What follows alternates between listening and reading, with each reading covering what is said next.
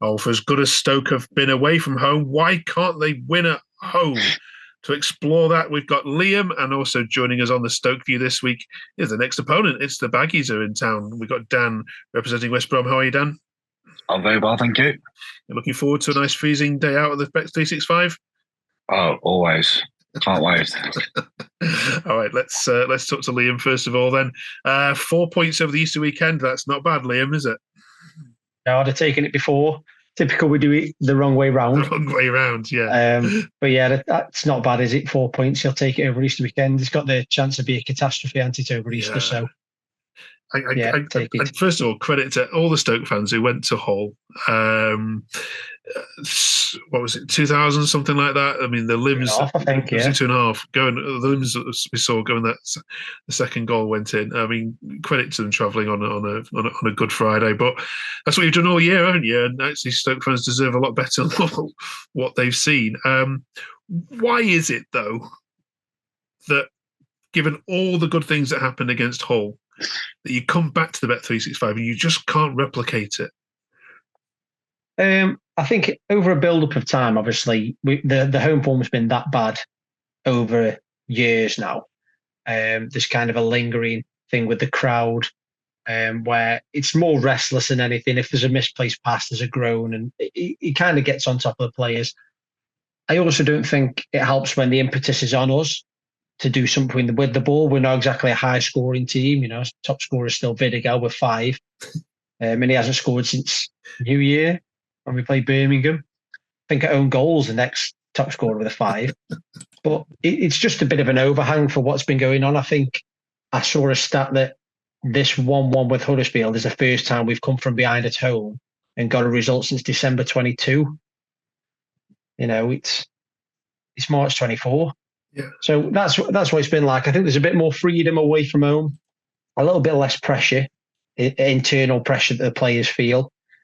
And the onus isn't on you as much as you haven't got to create. You've got to stay in the game away. You've not got to take control of the game. So I think it's just a bit of an accumulation of stuff. And as Schumacher said after the game, if they've come behind from this game, they can do it again. So hopefully it's a bit of a build-up. The Huddersfield crowd were lamenting in the last minute the decision-making by their forward, who could have squared the ball to the player who's in a much better position. That worry you that easily could have been a 2-1 defeat, and we would have been then discussing another defeat at home? Yeah, it always is. I think it's heightened at the minute because literally if we'd have scored, because we had chances, it's just pulling the trigger. It's like a mental block at the minute. We had several chances from inside the box where we could have pulled the trigger. And in the last 5 minutes, we were a goal away either way, if we're going 8 points clear relegation or 2 points clear relegation. So the pressure, you could feel it. You could feel like an anxiety in your chest while you're watching it. Every time they went forward, it was terrifying. Every time we went forward, I'm sure they were feeling the same. So I thought it was quite an entertaining game all in all. And I wasn't too depressed after it. I thought we played all right in spells. It's just getting the hangover of what's been going on over recent years over and done with. Away fans are great. I think we could take up to 4,000 to Wednesday away. So that should be good. All right, let's have a preview of this game then. All right, so Stoke have lost to every Midlands club they've played so far at the Bet365 this season, other than West Brom, who they did beat in the League Cup, if I remember rightly, earlier in the year. It was a long time ago. Yeah, that don't count now. No, it does not count now. Dan, the last time West Brom lost an away fixture was 2.5 months. What does Stoke do to beat you? I think they just have to look at what Millwall did against us. They just completely pressed us, didn't give us really much time on the ball, and just actually brought the game to us, and really just put pressure on us, to be honest. And we just seem to crumble. Okay, Liam, Stoke capable of doing that? The high press.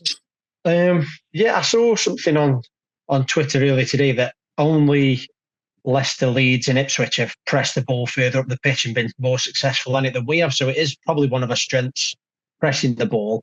It's just when we get it up that end of the pitch, we can't put it in the net. So yeah, I think it might work into our hands. It's just trying to get over this hoodoo of just trying to.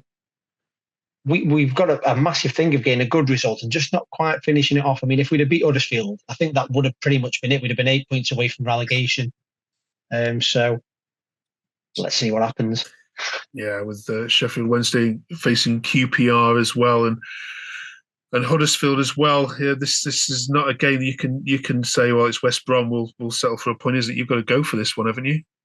Yeah, I think so. I think every team in this league you should set up to go for. I don't think there's anybody to be feared. You've seen it, and you know Leicester have been dropping off. Ipswich had a run where they could.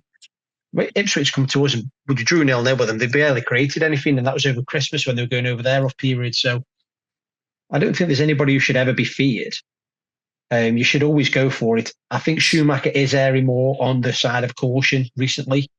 I think he'd rather scrape over the line because, not to blow Stoke's trumpet as a big club, but I think it's still quite a big opportunity for Schumacher if he keeps us up to get a summer and to go again. So I think he's just going for the creep over the line, shall we say.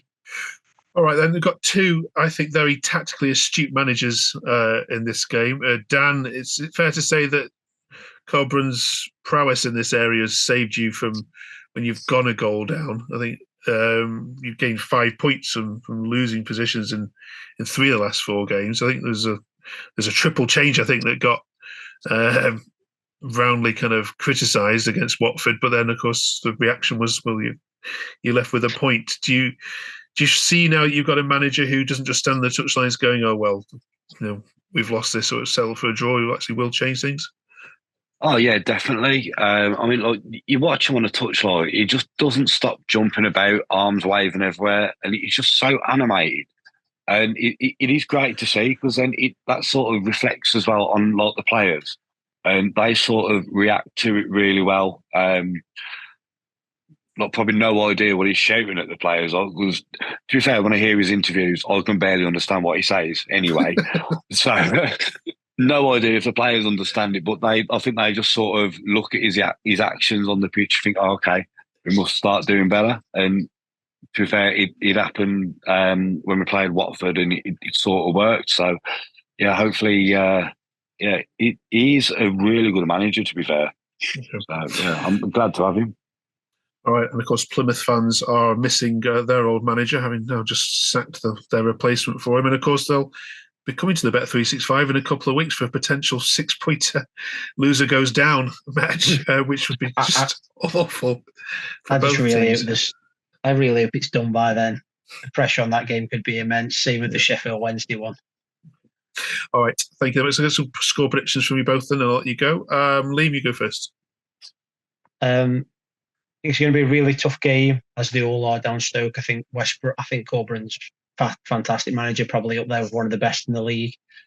I'm hoping we just keep the points going. Get a point. I'll take a point. Just keep edging away. A win would be great, but I'm going to go for 1-1. Dan? I think we'll nick it 2-1. Hopefully, we'll see. The winner will come off like Thomas Asante's backside or something. All right. Well, listen, you both enjoy the game, and we will catch up with you both next week. Cheers, fellas. Cheers. Cheers. Thank you. See you later.